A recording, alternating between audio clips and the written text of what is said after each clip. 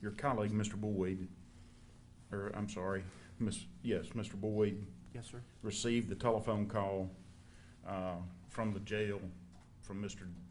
Daniels, the defendant, correct? No, sir. Mr. Boyd wouldn't have received a phone call from Mr. Daniels, sir. Who was it that received the telephone call from the I jail? do not know, sir. But Okay. we would not have received a direct call from the defendant, Okay, sir. so someone at the TBI, I suppose, received the call and then contacted you? Yes, sir. Okay.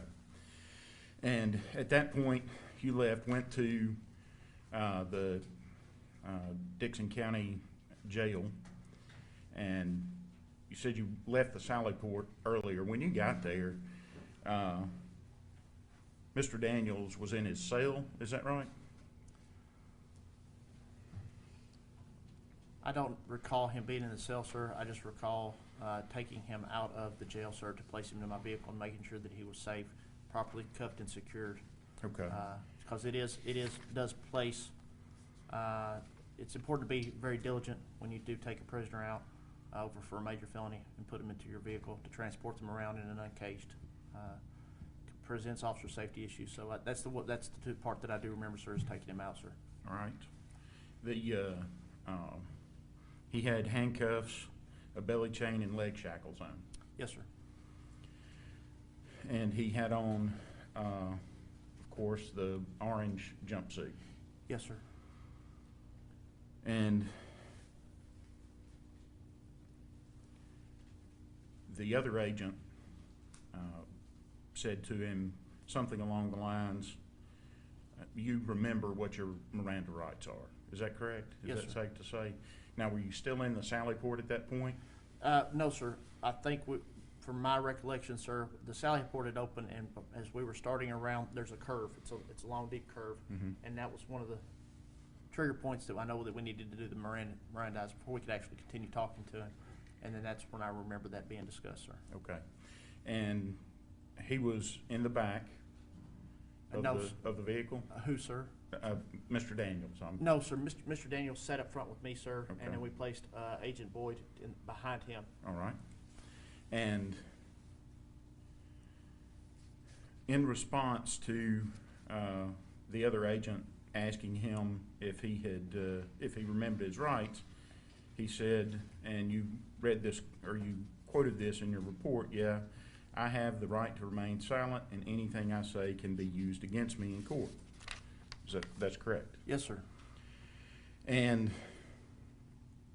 he was reminded also that he didn't have to speak to the two of you if he didn't want to. Yes, sir. All right. He was not told by you or anyone else that day that he had a right to have an attorney present during any questioning. Isn't that correct? That is correct, sir.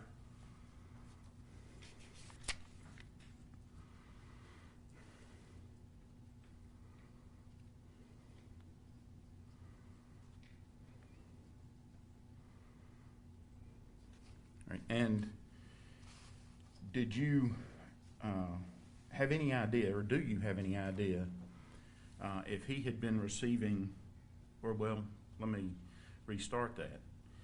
Do you have any idea from your investigation whether or not he suffers from any type of mental health mental illness, or disability in that regard? Not that I know of, sir. No, sir. Right.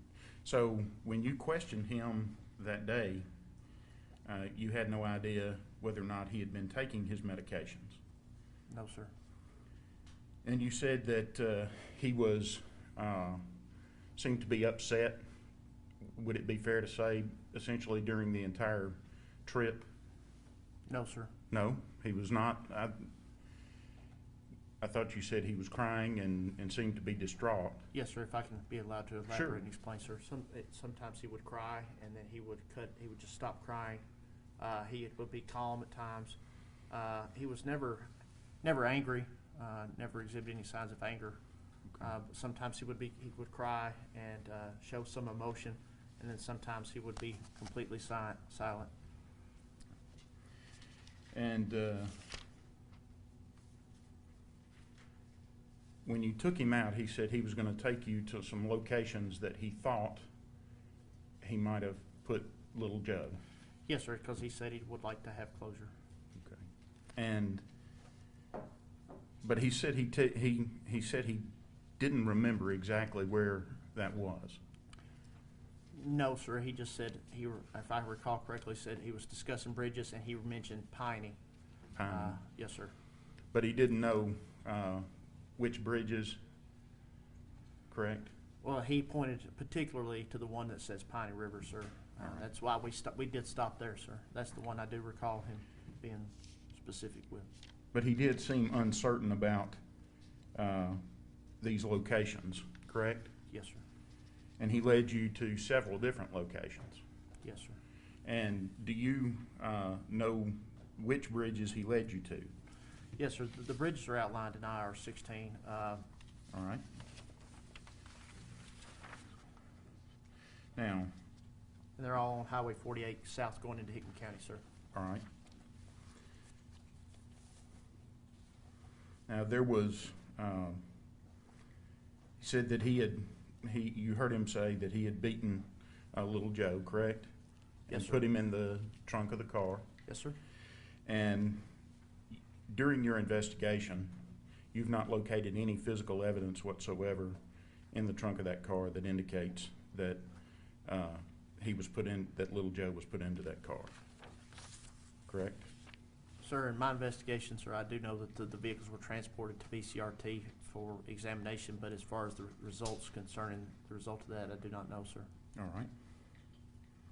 Now, you went out to his father's house, the Mr. Daniels, the elder Mr. Daniels. How did you end up going out there? We didn't go to his house, sir. We wound up on McElhaney Road. All right. And how did you know he was there? Yes, sir. And how did you know he was there? The information that I do recall, sir, is I was instructed that his father was out in the area of McElhaney Road and that we would be bringing the defendant out to where his father was located. And how, I don't understand how you got to that point. Someone called you and said his father's out there. Did his father request that that you come over there? I do not know if he requested, sir. I do know that I received a call from another agent that his father was out there, and I think there were numerous other law enforcement officers that were out there on McElhaney. And if I recall correctly, that was the initial search point prior to actually going to the bridges, and when everything really started out.